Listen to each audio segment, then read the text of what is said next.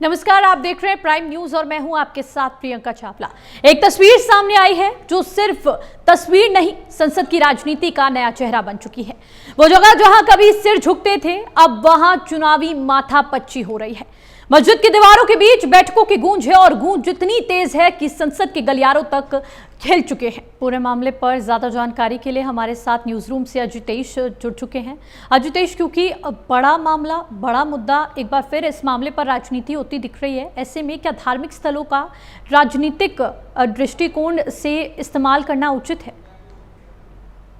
देखिए, जाहिर सी बात है, तस्वीर जो है वो बहुत कुछ कहती है। तस्वीर देखने में साधारण है, लेकिन तस्वीर पर जब गौर किया जाए तो तस्वीर बहुत कुछ कह जाती है। कभी कभी कहा जाता है कि राजनीति में जब कोई मकसद हो या राजनीति में कोई संदेश देना हो तो उसके लिए बोलना ज़रूरी नहीं होता है, शब्द ज़रूरी नहीं होते हैं, बल्कि आपका जो व्यवहार है, आपकी बॉडी लैंग्वेज या वो तस्वीर जिसको लेकर अभी सियासत का जो पारा है वो हाई है, वो है। दरअसल मौका था एक मीटिंग का, और मीटिंग मस्जिद में, और मस्जिद में समाजवादी पार्टी के तमाम बड़े नेता, चाहे वो अखिलेश यादव हैं, उनसे बड़ा नेता कोई नहीं है समाजवादी पार्टी में। डिम्पल यादव हो, मुहिबुल्लाह नदवी हो, धर्मेंद्र यादव हो, ये तमाम जो सियासी चेहरे हैं समाजवादी पार्टी के, ये जब एक जगह इकट्ठे होते हैं तो जाहिर सी बात है राजनीति में और मीडिया में भी ये खबर आने लगती है कि किसी बड़ी चीज़ पर मंथन हो रहा है, किसी बड़े मुद्दे पर चर्चा हो रही है। और वही चर्चा जब एक ऐसी जगह पर हो जो एक धार्मिक स्थल हो तो जाहिर सी बात है उससे भी एक बड़ा सियासी संदेश देने की कोशिश होती है। अब जब चूंकि जो मीटिंग चल रही थी, जो बैठक थी, वो एक मस्जिद के अंदर थी, और वहां से जब वो तस्वीर आई तो समझने वाले तमाम राजनीतिक पंडित इस बात को समझ गए कि दरअसल ये मीटिंग यहाँ क्यों रखी गई, यहाँ से ये फोटो वायरल क्यों हुआ। अब वहां से तो संदेश दे दिया गया। जाहिर सी बात है भारतीय जनता पार्टी भी इस बात को समझती है कि ये मीटिंग क्यों हुई, किस जगह हुई, इसका एक मकसद था। और राजनीति में यही कहा जाता है प्रियंका कि संदेश देने के लिए शब्दों की जरूरत नहीं होती है। जी अजितेश, क्या मकसद, क्या उद्देश्य इस मीटिंग को ईदगाह में करने का, ये मैं आपसे जानना चाहूंगी। और ये भी मैं आपसे जानना चाहूंगी कि ब्रजेश पाठक की तरफ से एक बयान सामने आया और नमाजवादी अखिलेश यादव को कहा गया, तो क्या राजनीति के सौहार्द को बिगाड़ने के लिए इस तरह के बयान देना उचित है? क्या लोकतंत्र इस चीज को एक्सेप्ट करेगा? प्रियंका, देखिए, पिछले कुछ साल से अगर हम देखें और उसके पहले भी नज़र डालें तो राजनीति में हमेशा से ये चलता रहा है कि चाहे समाजवादी पार्टी हो, कांग्रेस हो, भारतीय जनता पार्टी हो, बीएसपी हो, हर राजनीतिक पार्टी कहती है कि हम हर धर्म की, हर जात की राजनीति करते हैं, लेकिन कहीं ना कहीं जो उनकी पार्टी का संविधान है या जो उनकी पार्टी की नीति है, वो सभी जो है वो समाज के एक एक वर्ग को उन्होंने चुन रखा है और उसकी राजनीति करते हैं। यहाँ से जिस वक्त ब्रजेश पाठक समाजवादी पार्टी पर, अखिलेश यादव पर निशाना साधते हैं और कहते हैं समाजवादी नहीं नमाजवादी पार्टी है, तो उनकी लाइन का भी एक संदेश होता है कि वो निशाना किस पर साध रहे हैं और किसको खुश करने के लिए साध रहे हैं। वहीं दूसरी तरफ अखिलेश यादव जब एक मस्जिद में मीटिंग करते हैं तो जाहिर सी बात है उनसे वहां से भी दो संदेश निकलते हैं। एक वो संदेश जहां एक तबके को खुश करने की कोशिश है, और दूसरी तरफ वो जो इससे सवाल करेंगे, जो इसको लेकर समाजवादी पार्टी को कटघरे में खड़ा करेंगे, संदेश दोनों ही तरफ से है और दोनों ही तरफ से साफ है। बस हाँ, कोई भी राजनीतिक पार्टी है जो खुलकर नहीं कहती है कि वो किसके साथ खड़े हैं, किसके साथ नहीं खड़े हैं, वहीं दूसरी तरफ तस्वीरों के जरिए, बयानों के जरिए बहुत कुछ बता दिया, दिखा दिया जाता है। जी, चाहे अजितेश अखिलेश यादव की तरफ से ये बयान आया हो कि हम किसी एक के साथ नहीं, हम हर धर्म की राजनीति करते हैं, अखिलेश यादव ने खुद ये बात कही। आप हमारे साथ जुड़े, तमाम जानकारी साझा की, आपका बहुत बहुत शुक्रिया। अब मस्जिद राजनीति का माहौल यहाँ पर देखने को मिल रहा है और मस्जिद में अखिलेश यादव की मीटिंग पर अब कलेश, इसको लेकर राजनीतिक गलियारों में भी चर्चाएं तेज हो चुकी हैं और भारतीय जनता पार्टी के तमाम नेताओं की तरफ से इस पर निशाना साधा जा रहा है। मस्जिद में मीटिंग के बाद से ही सियासी सवाल उठते नजर आ रहे हैं और तमाम नेताओं की तरफ से इसको लेकर कहा जा रहा है कि समाजवादी पार्टी नहीं नमाजवादी पार्टी। ब्रजेश पाठक का यह बयान सामने आया, इसके बाद से ही और हलचलें बढ़ चुकी हैं। हालांकि अखिलेश यादव ने इस पर पलटवार करते हुए कहा, डिम्पल यादव ने भी इस पर पलटवार किया और कहा कि ये कोई मीटिंग नहीं थी, ये सिर्फ हम ऐसे ही किसी धार्मिक आयोजन में शिरकत करने के लिए पहुंचे थे, इसमें कोई हमारी बातचीत नहीं हुई, ये कोई मीटिंग नहीं थी। हालांकि साफ तौर पर ये एक संदेश, तमाम जो जानकारी के अनुसार, जो अभी तक सूचना मिली है उसके अनुसार आपको बता दें कि ये बताया जा रहा है कि ईदगाह में ये मीटिंग हुई थी।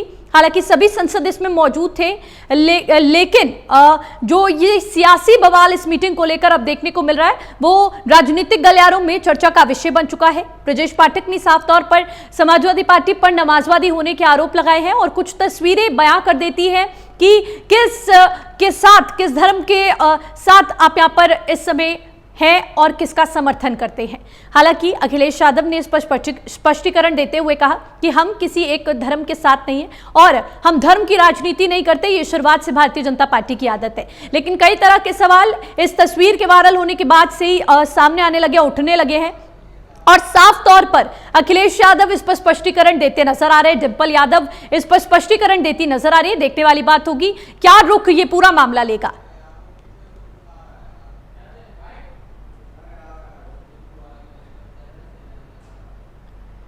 इस मीटिंग पर अब कलेश देखने को मिल रहा है क्योंकि अखिलेश यादव की इस मीटिंग के बाद से ही भारतीय जनता पार्टी की तरफ से निशाना साधना शुरू हो चुका है। तो वहीं बिहार विधानसभा में मचा बवाल, स्पीकर ने गुस्से में लगा दी फटकार, बाप शब्द पर बिहार विधानसभा में बवाल। सदन में आमने सामने आए नीतीश तेजस्वी, सीएम नीतीश तेजस्वी की नोकझोंक। बिहार की पहले क्या हालात थी सब जानते हैं। सीएम नीतीश, तेजस्वी यादव को कुछ नहीं पता, सीएम नीतीश। अभी तुम बच्चे हो, कुछ नहीं जानते, सीएम नीतीश। तेजस्वी यादव कुछ भी नहीं कर पाए। तेजस्वी अपने माता पिता का कार्यकाल देखें, दस्तावेज के मामले में बिहार फिसड्डी। तेजस्वी यादव ने भी निशाना साधते हुए कहा कि चुनाव आयोग यहां पर धांधली कर रहा है, निष्पक्ष तरीके से चुनाव नहीं करा रहा। चुनाव आयोग पर गंभीर आरोप तेजस्वी यादव की तरफ से लगाए गए और कई तरह के सवाल उठाए गए। इसी को निष्पक्ष जांच और यहां पर और चुनाव कराना चाहिए, ये तेजस्वी यादव का बड़ा बयान सामने आया। बिहार से लोकतंत्र खत्म कर रहा है चुनाव आयोग, ये बड़ा विवादित बयान तेजस्वी यादव की तरफ से दिया गया। ये गलत बात है। वोट का राज मतलब छोट का राज। संविधान में हम सब लोगों को ये अधिकार मिला है कि जो भी व्यक्ति 18 साल का अगर हो जाए तो उसको एक वोट देने का अधिकार है, चाहे कितना अमीर से अमीर व्यक्ति हो या शक्तिशाली व्यक्ति हो या अंतिम पैदान पे खड़ा हमारा व्यक्ति हो। इस संविधान ने सबको इक्वल पावर दिया है, समान अधिकार दिया है।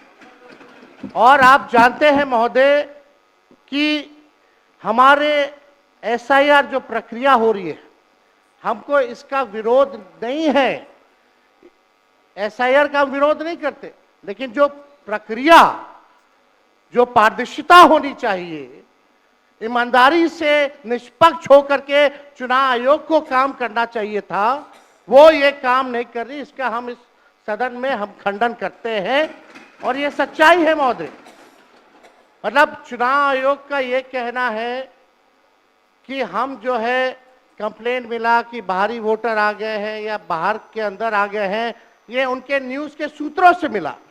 शर्म की बात है कि अभी भी इतना बड़ा ड्राइव एसआईआर का चल रहा है और इलेक्शन कमिश्नर अब तक जो है प्रेस कॉन्फ्रेंस करके अपने पक्ष को नहीं रखे हैं। अब बात यह है कि आज का दिन पहले क्या है, सब लोगों को अपना अपना जो देता है तो उसी को ना सुनने का समय है। तो अरे सुनो ना, पहले तो थे ना, ये तरीका होगा तो नहीं होगा बोलने के लिए, किसी को दिया जाएगा। अब बात ही बोल रहा है, अरे काहे के लिए बोल रहे हो? जब उम्र तुम्हारा कम था, तुम्हारे पिताजी 7 साल मंत्री थे और उसके बाद तुम्हारी माता 7 फिर मंत्री रही, आज तुम मुख्यमंत्री रहे। और उसके बाद क्या उस समय की स्थिति है? अगर चाहोगे तो पहले क्या था और उसके बाद से जब 20 साल हुआ, हम तो 9 महीना नहीं भी रहे, हमने दूसरे को दे दिया और सारा का सारा बीच में 1.5 साल आप लोगों को भी किया, लेकिन आप लोग भी ठीक नहीं कर रहे थे तो छोड़ दिया। अब हम लोग जो साथ में रहे शुरू से, अब उन्हीं के साथ सब दिन रहेंगे। अभी सब जो बोलते रहता है, आप बताइए, तो जब भी इन लोगों का कोई काम आता है, आई बोलते हैं तो इन लोगों के नहीं, ये गलत बात है, ये गलत बात है। बढ़िया वीरेंद्र जी निकाल बाहर करेंगे आपको हम, अगर आप मना करिए तो निकाल बाहर करेंगे हम। ये तरीका नहीं है, ये तरीका हो सकता है क्या? ये कौन तरीका हो सकता है? सीमा में रहिए, ये कौन तरीका हो? चले वहीं इसी मामले पर तमाम जानकारी के लिए, ज़्यादा जानकारी के लिए हमारे साथ न्यूज़ रूम से ओम प्रकाश जुड़ चुके हैं। ओम प्रकाश, क्योंकि राजनीति में हमेशा देखने को मिलता है आरोप प्रत्यारोप का दौर जारी रहता है, लेकिन जिस तरह के आरोप तेजस्वी यादव और नीतीश ने एक दूसरे पर लगाए विधानसभा चुनावों से पहले, इसके क्या कुछ तमाम राजनीतिक संकेत देखने को मिल सकते हैं? देखिए, बिहार विधानसभा में भी मानसून सत्र चल रहा है और वहां पे आज लगातार तीसरे दिन विपक्ष जो है एसआईआर के मुद्दे को उठाकर लगातार हंगामा किया, जिसके बाद 2 बजे के बाद जब सदन की कार्रवाई शुरू हुई तो फिर हंगामे के कारण सदन की कार्रवाई स्थगित करनी पड़ी। इससे पहले सुबह में विपक्ष के नेता तेजस्वी यादव ने एसआईआर के मुद्दे को सदन में रखा और कहा कि कैसे चुनाव आयोग जो है इसमें वोटर लिस्ट की जो पुनरीक्षण कर रहा है और उसमें जिस तरह के दस्तावेजों की मांग की गई है, जिस तरह से पूरे इस कार्यक्रम को चलाया जा रहा है चुनाव आयोग की तरफ से, उसमें पारदर्शिता नहीं है। तेजस्वी ने कहा कि मैं इस पुनरीक्षण के खिलाफ नहीं हूं, एसआईआर के खिलाफ नहीं हूं, लेकिन जिस तरह से इस पूरे प्रक्रिया को चलाया जा रहा है उसमें बड़ी संख्या में वोटरों को काटा जा रहा है। गरीब और पिछड़े तबके के लोगों, अल्पसंख्यक तबके के लोगों का वोट जो है बड़ी संख्या में काटा जा रहा है और चुनाव आयोग इस बारे में कोई भी सफाई नहीं दे रहा है। चुनाव आयोग तरफ से इस बारे में कुछ भी नहीं कहा जा रहा है कि किनका वोट काटा जा रहा है, क्यों काटा जा रहा है, जबकि उन्होंने संवैधानिक जो अधिकार है उनका हवाला देते हुए इस मसले को उठाया। लेकिन जवाब बात बिगड़ी जब नीतीश कुमार खड़े हुए और उन्होंने कहा कि आपको संविधान की समझ नहीं है, चुनाव आयोग का जो क्षेत्र है उसकी समझ नहीं है, आप जिस तरह के मुद्दे उठा रहे हैं, चुनाव आयोग उन सभी मुद्दों पे पहले से ही नीति करके चल रहा है। ये चुनाव आयोग के अधिकार क्षेत्र में है कि वो वोटर का जो लिस्ट है उसको रिवाइज करे, उसको देखे कौन है कौन नहीं है। और इसी दरमियान उन्होंने जो राबड़ी और लालू सरकार के समय में जो कार्यकाल था उसका हवाला और उस समय के लॉ ऑर्डर का जो हवाला देते हुए आरजेडी पर जमकर प्रहार किया, जिसके बाद दोनों गुटों में जमकर हंगामा हुआ। जैसे सदन में आप पिक्चर में देख रही हैं, जेडीयू और बीजेपी के और दूसरी तरफ आरजेडी और उनके सहयोगी दलों के बीच जमकर हंगामा हुआ, जिसके बाद सदन की कार्रवाई फिर से स्थगित करनी पड़ी है। जी चलिए ओम प्रकाश, तमाम जानकारी के लिए आपका बहुत बहुत शुक्रिया। बिहार विधानसभा में जमकर बवाल मचा, जिसके बाद तमाम हंगामा हुआ। तो वहीं प्रधानमंत्री नरेंद्र मोदी आज ब्रिटेन यात्रा पर रवाना। पीएम नरेंद्र मोदी की स्टार्मर से होगी मुलाकात, दोनों देशों के बीच फ्री ट्रेड डील पर होंगे हस्ताक्षर, द्विपक्षीय व्यापार को मिलेगी एक नई ऊंचाई, 2030 तक $120 अरब तक ले जाने की उम्मीद। पीएम मोदी व्यापारिक नेताओं से करेंगे बातचीत। पीएम नरेंद्र मोदी के दौरे पर उठ रही सियासत, जब ब्रिटेन जाना था तो सत्र क्यों शुरू करवाया, प्रमोद। पीएम का लोकतंत्र पर विश्वास नहीं, प्रमोद। अब प्रधानमंत्री नरेंद्र मोदी के ब्रिटेन जाने के बाद से ही यहां पर अब विपक्ष की तरफ से निशाना साधना शुरू हो चुका है और साफ तौर पर कहा जा रहा है कि सत्र क्यों बुलाया अगर किसी यात्रा पर जाना था तो।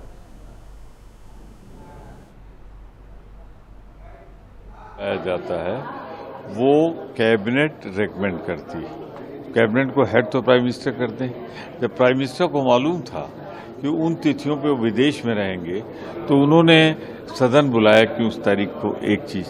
दूसरा, आर्टिकल 75 ऑफ द कॉन्स्टिट्यूशन कहता है कि मंत्रिपरिषद सीधे उत्तरदायी है सदन के प्रति, और प्रधानमंत्री जी जरा अपनी हाजिरी दिखवा लें, कितने दिन लोकसभा है कितने दिन राज्यसभा है। तो जिस आदमी का लोकतंत्र में विश्वास नहीं, मैं आरोप लगाता हूं कि हमारे प्रधानमंत्री जी लोकतंत्र के प्रति गंभीर नहीं।